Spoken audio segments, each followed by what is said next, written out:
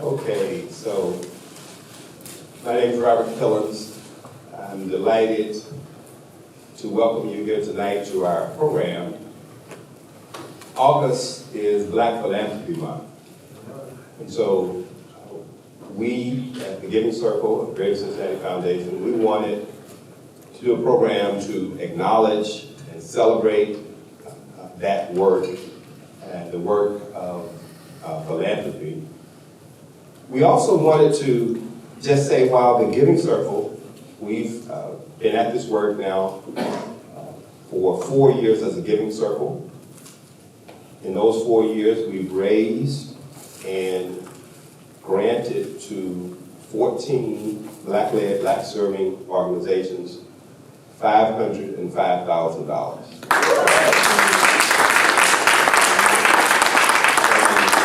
So while we are extremely excited about that, we know that much more has to be done and is being done and will be done. But what we want to really celebrate tonight and highlight is the work of generous individuals more than 200 years ago. Black philanthropists, Black millionaires, if you can wrap your mind around that. 200 years ago in this very city, in this very region, that did tremendous things. And they were not one-dimensional, as you will hear, but they made a tremendous contribution. And we are trying in their footsteps to carry that forward. So that's what we're here to do tonight, to offer some history. And then at the end, we'll tell you more about the Giving Circle. If you have questions about how you can learn more and join us, you can. But now it's my distinct pleasure to introduce and turn the program over to Michelle Hopkins. Michelle is a seasoned professional with a wealth of experience in communications and community engagement. She currently serves as the Communications Director for the Women's Fund of the Greater Cincinnati Foundation, where she plays a key role. You can clap for that. Somebody want to clap. My GCF people couldn't wait to clap, so okay. She plays a critical role, pivotal role in moving forward the mission of the Women's Fund, which is to promote gender equality and social justice. So she's doing that work. But in addition, she's not one-dimensional, as you know. She is the co-host of the Cincy Lifestyles on WCPO 9, where she brings expertise and enthusiasm to showcasing the rich cultural heritage of and the tapestry of Cincinnati. And so Michelle's Come Have Coffee interviews have won her recognition among her peers in the TV industry. Recently, and this is something I'm sure you'll want to clap for, Michelle was awarded the prestigious Television Emmy Award by the Ohio Valley chapter of the National Association of Television Arts and Sciences. And with no further ado, we turn it over to Michelle Hopkins. Thank you so much. Thank you for that kind introduction. I really appreciate you mentioning the Emmy win too. I'm still kind of floating from that. It was a surprise, but something I'm really, really proud of. I am really fortunate, as Robert mentioned, to have two wonderful jobs. I get to live out my passion on television in the morning, and in the afternoon, I'm with the Greater Cincinnati Foundation, the Women's Fund, and working on philanthropy, which is a definite passion of mine. And that's what we're here to celebrate tonight, philanthropy and the history of Black philanthropy. And we have a terrific panel, as you can see here tonight, joining us. And I'd like for them to introduce themselves and just a little bit about what philanthropy means to you. We'll start with Dr. Nita Walker. Hi, everybody. Can you hear me? Yeah. I'm Dr. Nita Walker, and some of you I know very well. And yes, I have retired from patient care. Because some people have asked me tonight. I actually work nationally with a company called Validate, and enjoy that very much. It gives me a little more flexibility in my life. Philanthropy means a lot to me, but I really think of actually the meaning of the word, and that is, if you look at the Greek, phil is love, and anthro, or anthropos, is human. So to me, philanthropy is a love of humans. And really translating that into a love of the welfare and well-being of humans, and making sure that we can support them in whatever they are and what their priorities may be and what they need, and making sure they have what they need. And Mr. Robinson is next. Thank you. I'm Herb Robinson. I retired from Procter & Gamble after 35 years. A lot of people ask me, well, what are you doing in retirement? And I basically describe it myself as a professional volunteer. Many people know me from many different areas that I volunteer. Currently, there's a Cincinnati Open. I'm actively involved. I'm on the leadership team for player security at the Cincinnati Open. I'm the president of the board of the Avondale, vice president of the board of Avondale Running Club, president of the board of the Par Projects and Art Center in Northside, and I can go on and on about the things that I do, and then somebody's going to tell me to cut. So I'm going to switch to answer the other question, which is, what does philanthropy mean to me? For me, philanthropy is giving up your time, your talent, and your treasures. And it is truly all three. Organizations need all three, not just one. Some people think, oh, philanthropy is just giving money away. No, those organizations need support from the standpoint of time, and then all of us have talents that we can contribute. And many times we don't realize how much our talents can help others. And in some ways, that talent is just mentoring people, helping them, giving them a hand up and helping them understand how they can improve in what they're trying to do. So that's philanthropy for me. I'm so glad that both of you addressed that, because philanthropy does mean different things to different people. And it's not just giving money. I like the way you said that, Herb. And last but not least on our panel is Gina Ruffin-Moore, who I've known for many years as a journalist, and she is now on the Princeton School Board. And tonight she joins us as a historian, which I know is her passion. And we're so excited because I can't wait for you to let that just sort of reign over all of us. Because there is a rich history in Cincinnati of Black philanthropists. And when I first heard this, I was like, you gotta be kidding me. I didn't believe it at first. But I know it's real because you're here to talk about it. And let's get right into it, Gina. Tell us about the history of Black philanthropy in Cincinnati, starting back in the 1800s, I believe, right? That's right, that's right. But let me also share and hype my book. It's called Cincinnati. Black American Series. It costs $20 at the table. But anyway, Robert is the salesman. Thank you, ma'am. Let me get my timer here. No, because I can be long-winded. You know, Lynn and Cedric and a few of my friends out there know that. It's always such good information. Well, thank you. Thank you very much. Let's see here. Okay, let's get right into it. You know, a lot of the people that I'm going to talk about, I'm going to use a phrase where I say they bought themselves.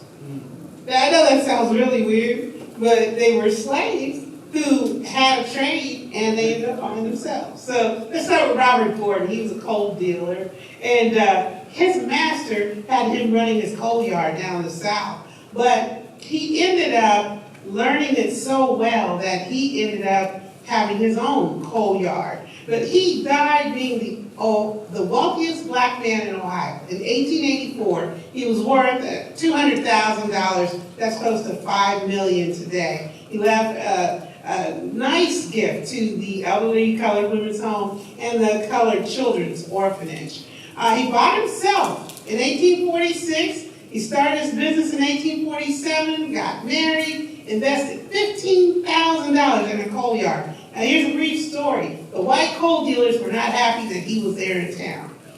So they decided to put him out of business by cutting their prices. But they didn't know Gordon was stockpiling.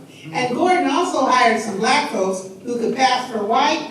And those so-called white little black people, they went and bought up the coal at a cheaper price from his competitors. So when the bad weather came and the barges couldn't get through the Ohio River because it was frozen, Gordon still had coal. And people came to him, and so he won the Coal War and earned the respect of the white coal dealers. He ran a coal business, he had a real estate business, a development business, quite a success. Samuel Wilcox, born in 1814, he was like you got Jungle Gyms with the exotic things you can buy at Jungle Gyms. He had an exotic grocery store, and it was downtown at 5th and Broadway. He owned a hotel, he was a realtor, and it's pronounced realtor among African Americans back in the day, and maybe still is, but his estate was small when he died. He only left $60,000, but still a reasonable amount of money. He had stores in Baltimore, Boston, all over. There's the Dumas House. The Dumas House was a hotel where a lot of the white slave owners would have their mixed children stay in Cincinnati and be comfortable. He was co-founder of the Iron Chest Company, which is something like a savings and loan. Let me tell you about Henry Boyd. He was an abolitionist and an inventor, born a slave in Kentucky. He was a carpenter, and he was well trained as a carpenter, but when he came to Cincinnati, he couldn't get a job except being a janitor. So he ended up working and replacing the regular carpenter on a job because the carpenter kept coming in drunk, and he kept saying, "Boss, I can do that, I can do that." They let him do it, and he became good at carpentry, even better than he was before. He made these special Boyd canopy beds, which are very rare, and he started his carpentry business. And he had this wild idea that black people and white people could work together side by side. And people didn't like it. He had about 50 employees, and folks in the area who didn't like the way he was doing business, they kept burning down his company. They burned it down for the last time in 1862. He could no longer get insurance, so he shut down the business, which was at 8th and Broadway. Henry Boyd was quite smart. There was a cholera epidemic going on in Cincinnati. And Henry said, "Have y'all ever thought about boiling the water? It's a waterborne disease." They said, "How do you know what you're talking about? Go make more cabinets." So it turns out that he had shared his views in the newspapers, and someone got an idea. They said, "Maybe we should boil the water." And Henry's like, "Yeah, right, okay." So they ended up boiling the water. A lot of people's lives were saved, and Henry Boyd was seen as a hero. He's buried here in Cincinnati at Spring Grove. Horace Sutton, check my time. I got 49 seconds. He liked to be called the Cincinnati Colored Real Estate Agent. So if anybody want a colored real estate agent, he wanted folks to come to him. He established the Man's Hotel, the National Negro Business League. He was the president. And a lot of these people I'm talking about had donated to the Orphans Home for Children. Who was that guy on the end in the pinstripe suit? He's an athlete, and the street's named after him? Ezra Charles. Ezra Charles. Reverend Wilbur Page in the middle, and there's Horace Sutton at the end. They are at a program at the Man's Hotel. This is the Man's Hotel in Walnut Hills. What it used to look like, this is what it looks like now. It's now apartments and condos. And so, my time is up. Thank you. Let's go with this one. This one slide? Okay. President Thomas Jefferson had a slave named Peter Fawcett. So Peter Fawcett, when he came to Cincinnati, he decided that, well, his father was owned by Thomas Jefferson, but when Thomas Jefferson died, it automatically freed his father, but he had 8 children, and one of his 8 children was Peter Fawcett. So he came to Cincinnati, he eventually bought himself, and he started the Black Brigade, which is a group of black soldiers. He was also a conductor in the Underground Railroad, and there's a church, First Baptist Church of Cumminsville. They just gave them a historic marker. And then in 1862, when the rebels were heading to Cincinnati, all the men were ordered to volunteer to defend the city. But some of the white soldiers in the Union Army said, "We don't really want, African Americans to serve. We don't think they can do it." But somehow they needed their help that time, and they ended up forcing the blacks, free men of Cincinnati, to build fortifications in Kentucky. But they did such a good job that held back the Confederates. And after that, they said, "Okay, you guys can join the military now." And everything worked out. We won the war. Doesn't matter. Fascinating, right? Fascinating. And we're going to get back to Gina with more history, but we do want to mix it in with some other questions for other panelists. But that's been a fascinating look at history there. And then before we go, anything surprise you, Gina, about what you have learned as a historian of Cincinnati history? Well, it's the resiliency of Black people. I run into folks who say, look at that guy, they're from India, and they already got their own business, and they got a convenience store. And I said, well, you can't really compare them to us, because it's like running a race. And the people we were running the race against, they had like a 100-yard advance in front of us, but the great thing is, we caught up with them. And we really weren't supposed to be as successful as we are. And I love the fact that so many of the slave owners, they taught their slaves a trade for their own business profit, but they didn't know it was the leftover things. Like in the coal miner situation, in the guy who owned the coal yard, the slave master said, you can keep the slack. The slack is what they call the dust from the coal. But the slave master didn't know he was taking the dust and putting it back together into mounds of coal that he resold. Yeah. Yes. And he kept saving up his money and saved up enough to buy himself. Yeah. Give us a little bit, we'll take even more, right? There you go. Give us an inch, we'll take one. Okay, well, let's get to some other questions here. For Anita and for her, well, are there philanthropists that you look up to? Can you think of them, and maybe why? Actually, I'm going to talk about a philanthropist that was in my family. So history, again, is really important. So I had a great-grandfather who was, he was the first or second freeborn child in his family. And, and he actually was one of the earlier graduates of Morehouse College. And one of the things he did, and there was a lawsuit in 1896 in Georgia, against some distant relatives, sued the Richmond County Board of Georgia, Richmond County Board of Education, and basically that's why they have de jure segregation in schools. So they weren't able to go to schools, and parts of South Georgia, they didn't have high school. In Atlanta they did, but parts of South Georgia. So he and other Black people came together and put their money together to build a school. And what was funny is they ran into some hard times, and so they were able to find a philanthropist up in New York, and her name is Emily Holloman. Well, interestingly enough, oftentimes if you want to find more about your history, if you can find out who the white or other people that they were associated with in your family, then you may be able to find your history.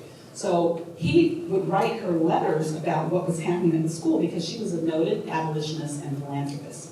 And so we're blessed that those letters were there, and I walk around on my phone with his words.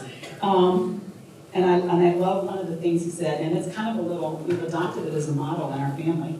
I had spent the best years of my life in building this school, sometimes teaching all day with a very small salary and plowing by moonlight, so that my friends and the students of the school might have food. With the help of my friends, I built a school, and that was the Black Philanthropy. With the help of my friends, I built a school for colored people, which I am proud of. It is the nearest and dearest thing to my heart, well, next to my family, that is. And one of my family members found these letters online, archived again at Cornell. It's an incredible story. It drives our family. When we have a reunion, we wear shirts that say plowing by moonlight. And it's a theme we remind our young people, plow by moonlight.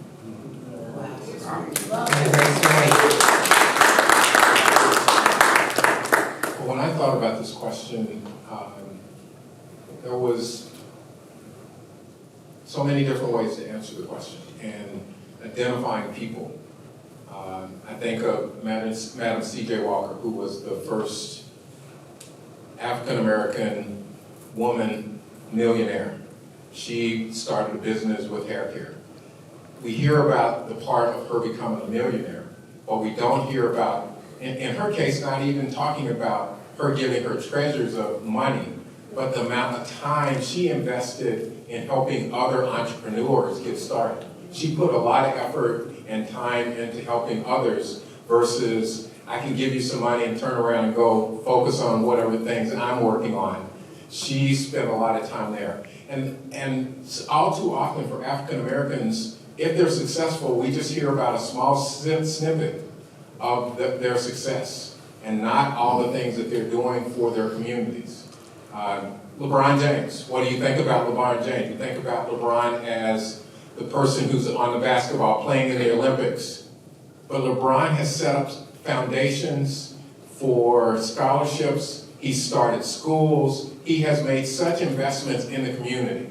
And that is what philanthropy is all about, is how you can lift other people up and make them and help them improve their standard of living and improve and be able to become a higher standard of living for them. And so for me, I look at all these people and I can't pick one, but I could go through a list of people and tell you many things about many of these people beyond what you think about when you first hear their name. It seems to be in our DNA, doesn't it? Yes. That's what I think too. I think about Oprah and the schools that she has built in Africa, and there's so many other examples.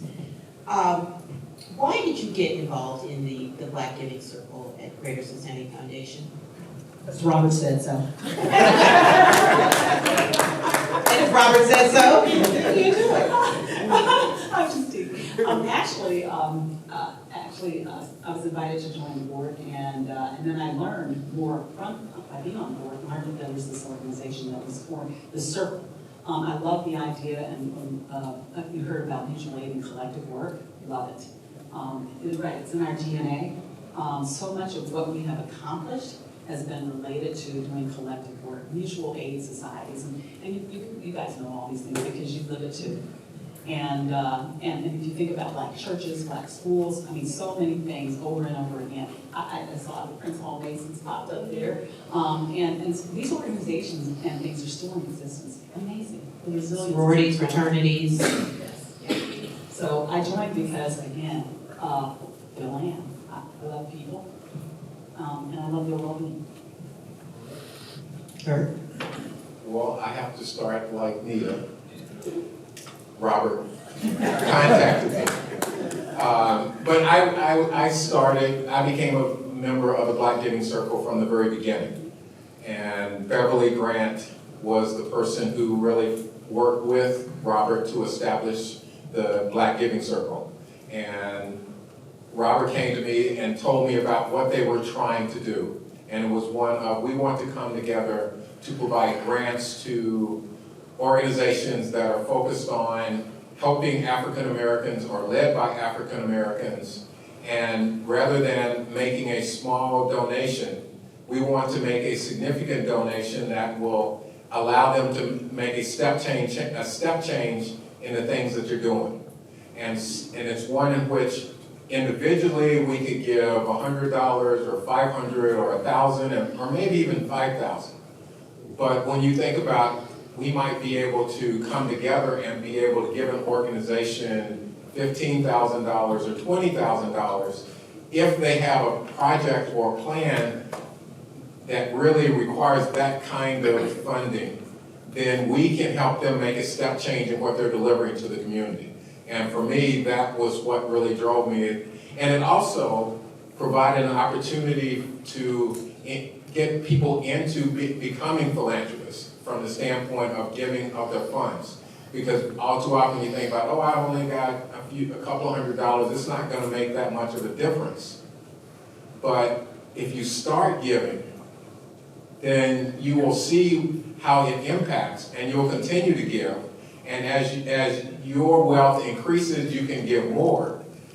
But if you don't start giving, by the time you've increased your wealth, it's, well, I haven't been giving. I might be able to give a couple of $100. It's like, but you're making $100,000. You could do more than that, but they haven't built it into their DNA as you were describing. Once you get it in your DNA, you want to continue. It's like, if I'm doing this well, others can do this well if I'm helping them out. So what advice would you give to someone who's maybe thinking about becoming a part of the Giving Circle? What advice would you give them? What would you tell them to think about? Go ahead.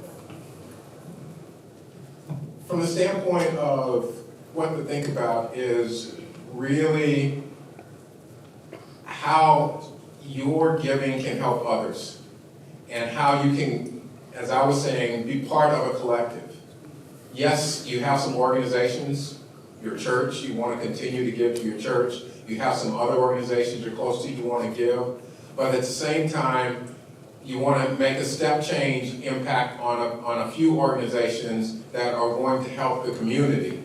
And so by becoming a member of the Black Giving Circle, you can see these huge step change improvements of some of these organizations. And we could go on and on, but we've had some sessions where some of the organizations that we've given to have come to talk about what they've done with the funds that we provided. And when you hear the stories of what they've done, Rosemary's Babies is a great example.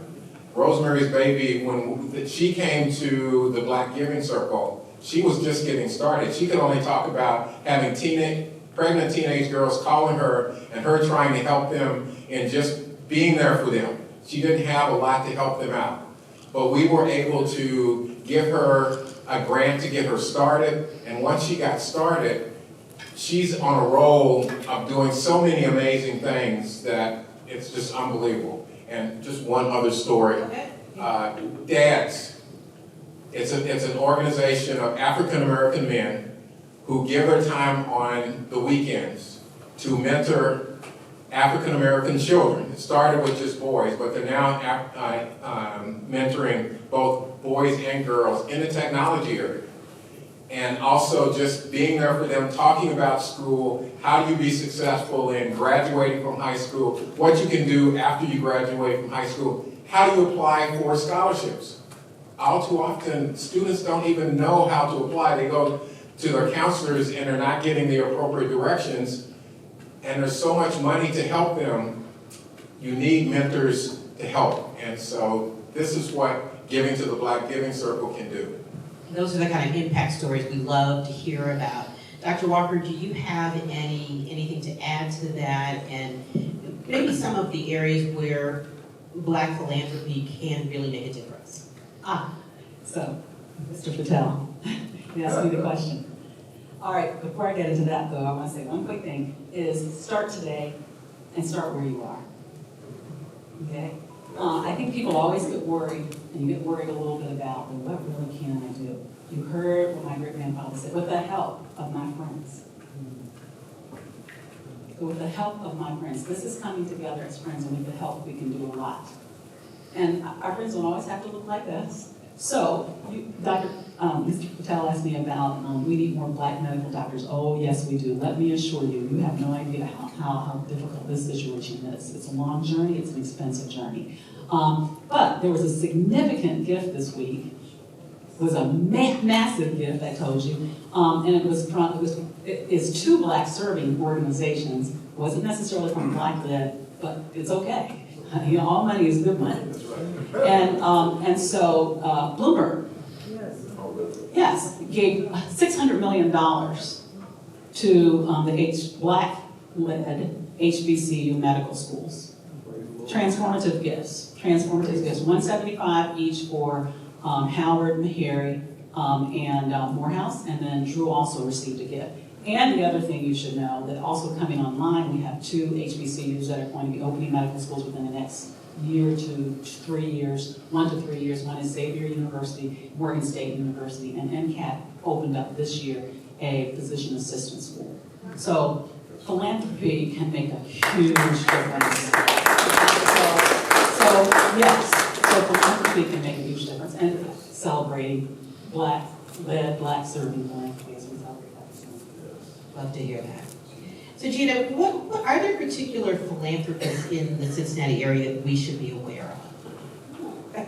They're still alive? No.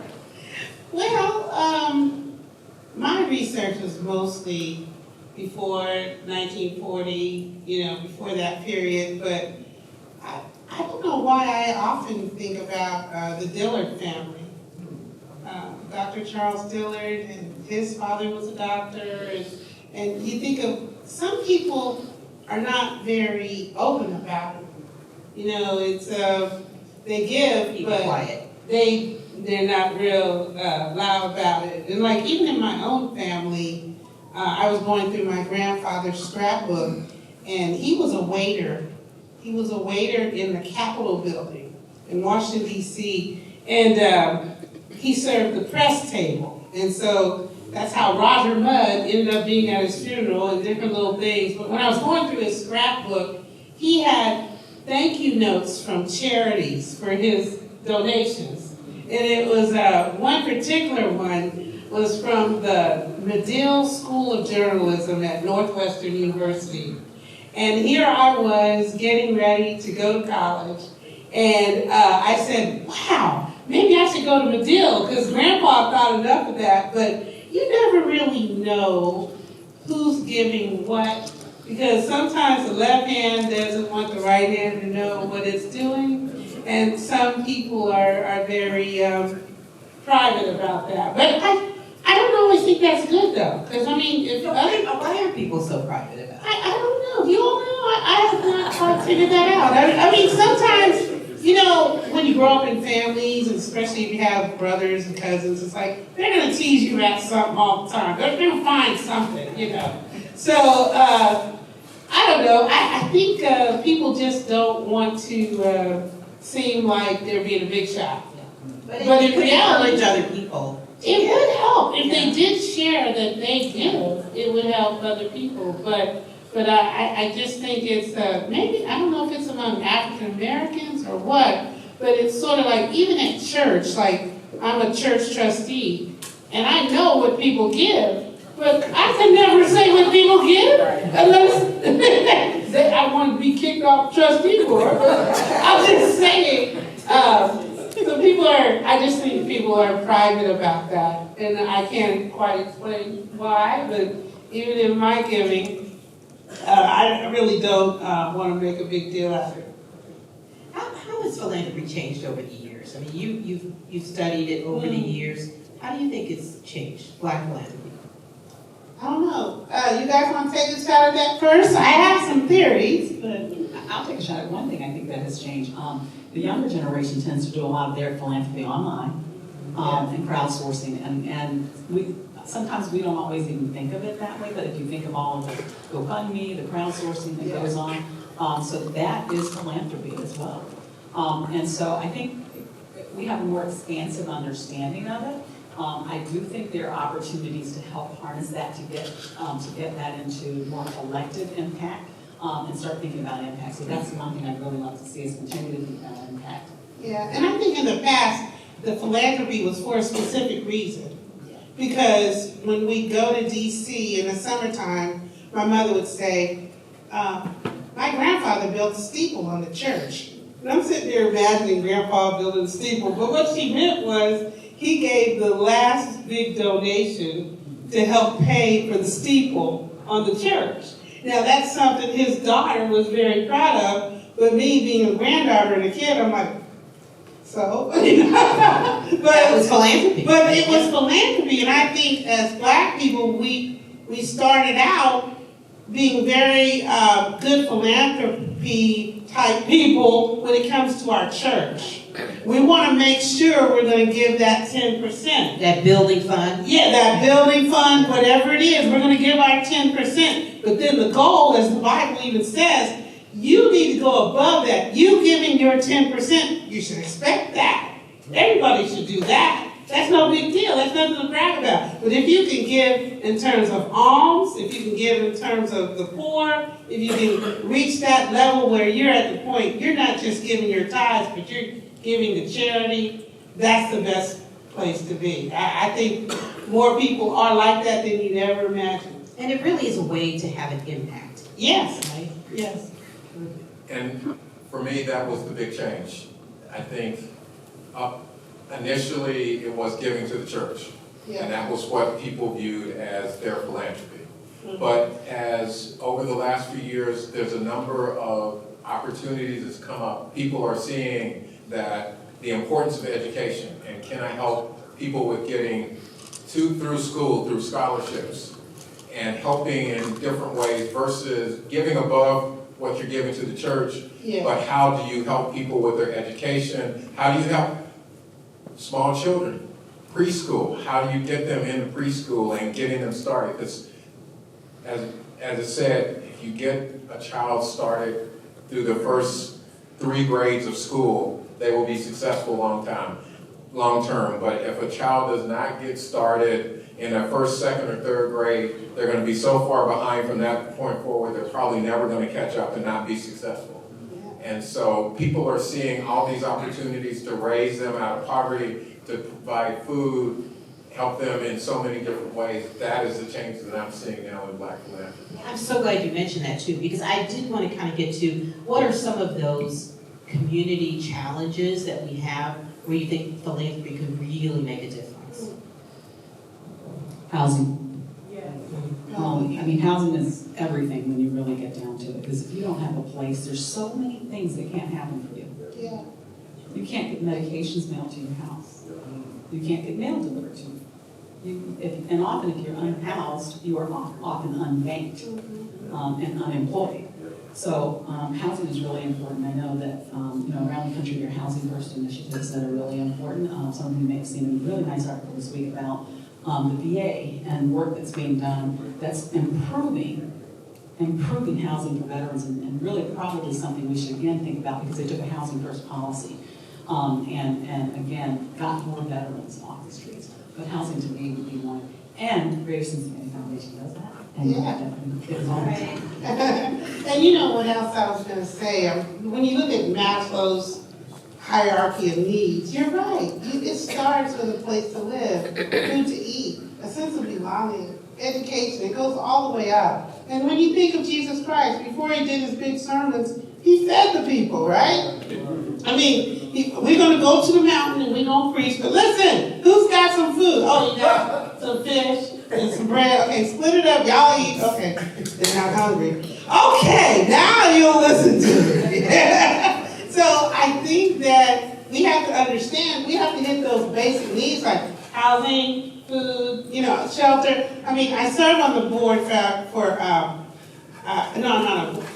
a board member. Housing Opportunities Made Equal.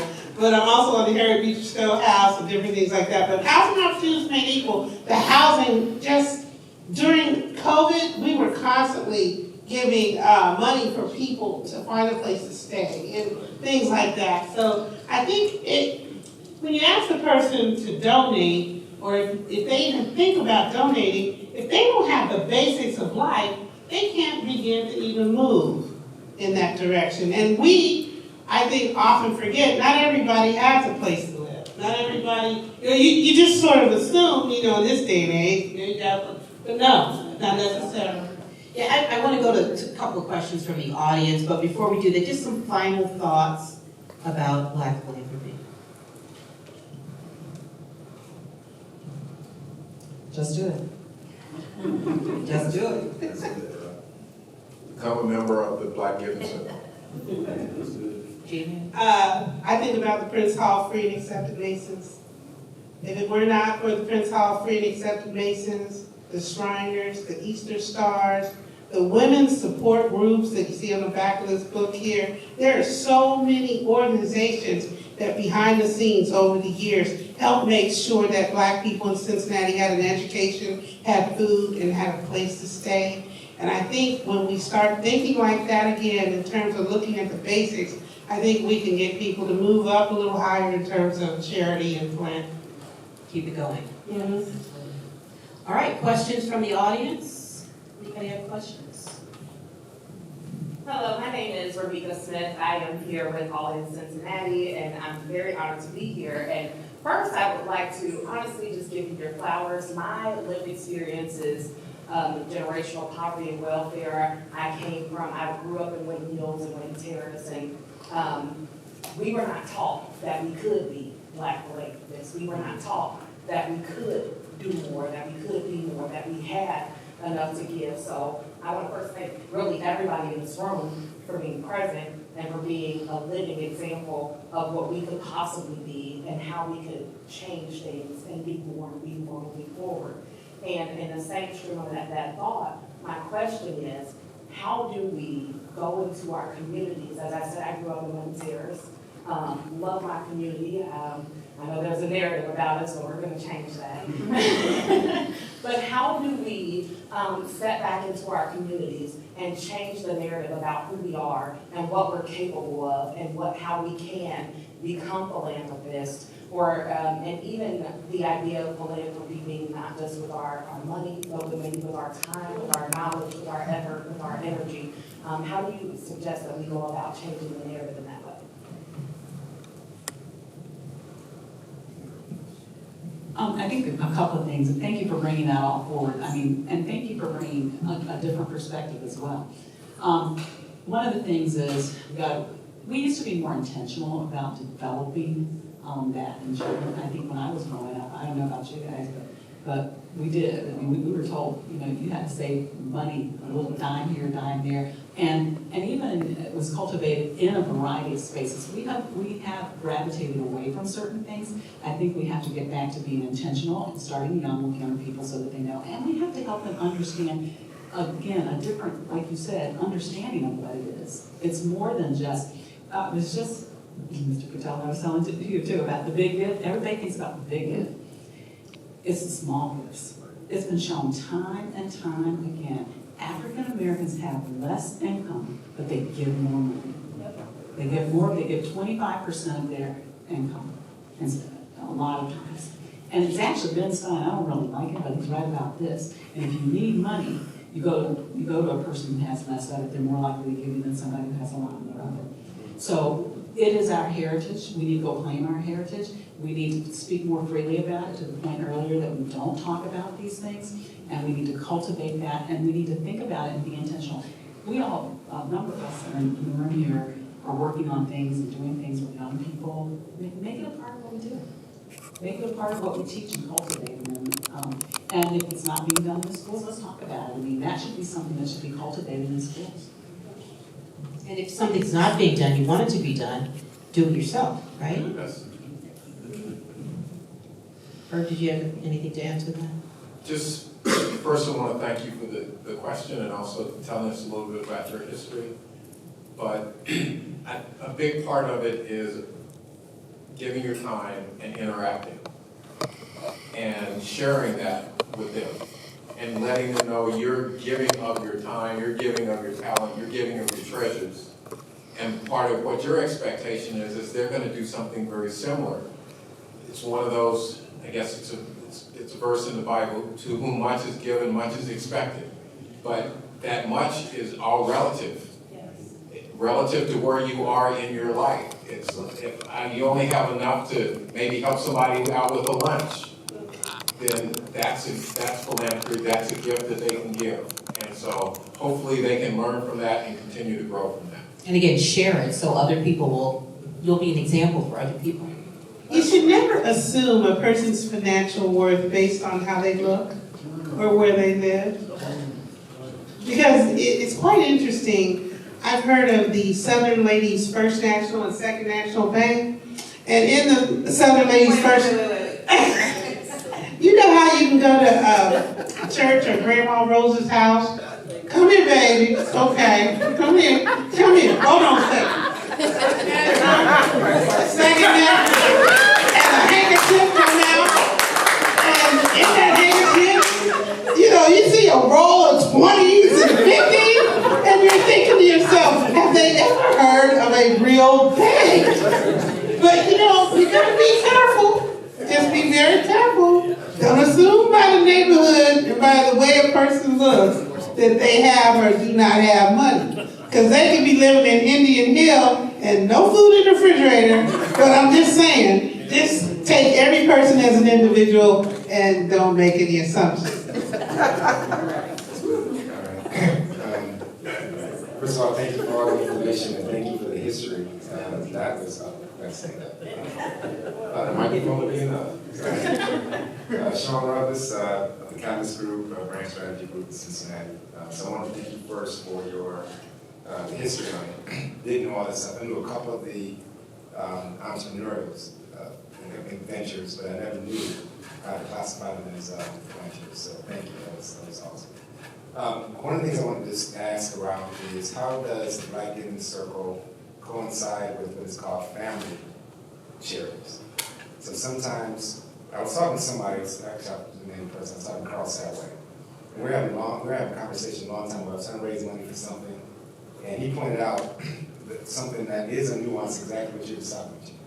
which was sometimes we have in-family charities and things. So you may be the uncle or the aunt that did okay, right? And we may have a niece and nephew that needs a little bit of support, or your child, or it could be your grandmother or your mother, right? And so I think one thing that's important because of our history of being more giving overall in terms of percentage of our income, it might be good to kind of talk a little bit about how can you coexist with the in-family charity work that you have to do alongside with your community charity work that you're expected to do. Because I think coming up with a strategy or coming up with a way to think through that probably opens up the doors. I love what you said, Dr. Walker, which was do what you can. So I think if we can talk a little bit more around some of the asks and expectations or thoughts that may be coming within our own family circles, and how that might sometimes compete against community imperatives, that would be a kind of good place to start. Sean, I think you're so right about that, because how often do we give to our sister or cousin that needs a little extra help? And Dr. Walker? Let's see, last week I paid somebody's rent. These are some foster children that have come through the years, and then also some Duke Energy. $697. Lord have mercy. Look, have you paid it at all this year? So you're right, and that's one of the things that we definitely know that Black families do a lot of support for each other. It's a wonderful thing. It is truly one of the things that blesses us and keeps us bonded together. And again, I think part of it, and in terms of thinking, everybody has their own pile and bucket that they have to draw upon, or maybe wherever they find it. But I think, one of the things is, this gets back to, again, learning about how you apportion money you have so that, again, you can. Because there have been circumstances throughout my life where I've had people who needed support from me. And then what I did is I said, okay, then I'm going to put something around it to help me understand how I can manage it to help you. And let's put some understanding around it. I don't like to put conditions on people necessarily, but let's figure out how we can make this work and work for both of us. And so sometimes that means let's do an amount per month that I have found is a helpful way to do it. And say that this is an amount per month, and I know you'll need it for this amount of time, and let's have a clear understanding. So have the conversation. Have the conversation. It's really important. We want to support our families, and we know that the world comes at people in different ways. And so you can start out all in the same place, and a lot of people can end up in a lot of different places. We call it sometimes going to ziggy poo. But the bottom line is, have the conversation and have it in a manner and a place and a time when it can be received. And then, similarly, when you think about your giving, I think a lot of us who give do probably sit down and look at our budgets and think about that, and it's okay. Again, start where you are. Think about what it means for you. Think about what it means in terms of what you will provide for others, and do that. So. I think that's, I don't know if there's any other strategies or things except having the conversation is a really important thing. Meeting people where they are, understanding what their needs are, asking them what matters to you, why are we where we are, but let's figure out how we can do it together with the help of our friends. But what you can do also is say, I'm going to give to you, but promise me that you're going to give to someone else when they need it. And I bet you they'll remember that, and maybe that's how we keep it going. And I think the other part of that is, money's always a hard thing to talk. With family, whoever it is, it's always hard to talk money. But if you've got a family member who's needing money, there's also an opportunity at that point to have a discussion with them. Why do you need the money? How did you get into this situation? How do you avoid getting in this situation again? Versus, okay, I can somehow scrape up the $500 you need, and here's the $500 and we won't talk about it anymore. I'll just give it to you, or may have a conversation about you getting it back to me, but not how they're going to avoid getting in that situation again, or how do they improve their situations longer term. That's where the benefits come in, but because it's money, we don't want to have those conversations. It's like, oh, I can't ask that question. Well, if you're going to take $500 from me, then you're going to have to give up something like helping me understand why you need it and what you're going to do to change your situation going forward. And I can provide you with some ideas that may improve your situation. Resources, make sure people know what resources, and there are a lot of times resources. And trust me, the first thing I said was, there's a bundle. I think we have time for one more question. Yes, thank you. My name is Chuck Futel, and I work with Chuck Futel and Associates. My question is, and I'm sure you don't know the answer, but I want to get it out in the atmosphere. It's my sense that we have gone from a people that were more focused, more community focused on certain things, and here we are years later, and I think we're not as focused as we used to be. So I'll give you an example. Right now, today, we as African Americans, we own less housing than any time on record, and that should not happen. But yet we're in this position because corporately we didn't think about owning property. Does that make sense? I've talked to people in certain communities, and they're losing their homes because of folks coming in and buying up the property. But if you don't own the place that you live, you don't have no control. So my point is that strategies so that we can have a more focused mindset about these types of things, giving, housing, to your point, Doctor, et cetera, et cetera. Strategy. That seems to be where the Black Giving Circle would come in.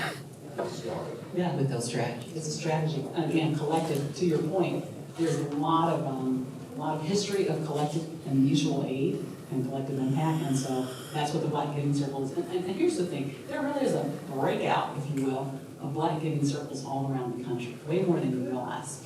I actually, when I got on the plane, it's been a long week, but Monday, I got on a plane, and I sat next to a man. He was an Omega, and I wasn't sure if I should sit next to him. But he came and sat next to me. And Renee Hargrove, I think he was coming to meet with her. I saw that she was supposed to be here tonight. The world is small, y'all. And so, but he's worked in philanthropy. We had a wonderful conversation about this, and so he had me looking up all of these different places around the country. He's from Carolina and North Carolina. There were several, the Charlotte, the Raleigh, the Durham, that have Black Giving Circles. So they have sprung up around the country, and they're making a difference and they're having an impact. Some are further along, some are further down the road. And again, some of the older things that have existed related to this are still out there. And there's a lot of things that we've done collectively. The Lilly Foundation does a lot of work around philanthropy, the Lilly Foundation Board for Philanthropy, and they have a nice report about people of color in philanthropy. Worth looking at if you have a minute. One of the things that they pointed out, and I love this because National African American Museum was a massive example of Black philanthropy. Almost everybody in this room probably belongs to an organization, is affiliated with an organization that gave money to that. There were donors of 20 million, lots of donations of 1 million, lots of families who donated 1 million, lots of organizations. And so we can do it, and we can do it. We have done it, and we will continue to do it, and we have to continue to do it. And what a great time to give. This is Black Philanthropy Month, a celebration of that. Thank you all so much for being here. And do you have one more thing? Real quick, you asked me about modern day giving. There's a guy that went to our church. He lived to be 101 years old, and he worked at GE. He never owned a car. He always got other people to drive him back and forth to GE. When his jeans got holes in them, he just put patches on them. He owned this house on Marion Road in Woodlawn, but when he died, he left $500,000 to Morehouse College. Now, looking at the man, you wouldn't think he had that much money. But he said when he was in the Army, there was this little upstart company called Sonny. And he kept getting stock in Sonny because the other guys in the military, I said, Sonny? He said, yeah, big guy. He had stock, all kinds of stock in Sony.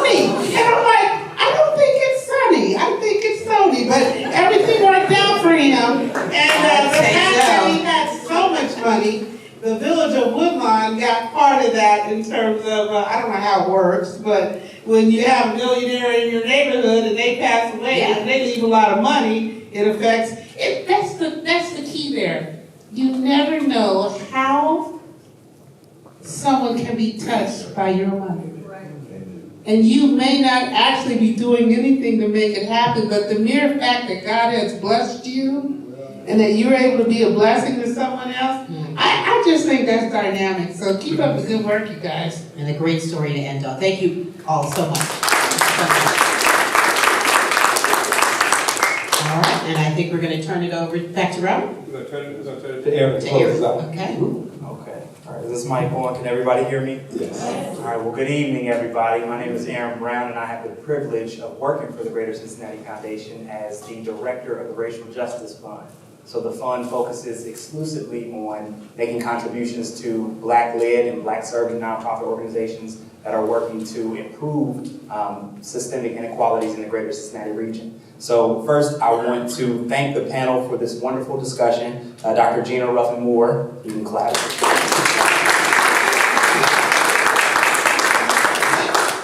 Dr. Nita Walker. Herb Robinson. And Michelle Hopkins, Emmy Award winning moderator.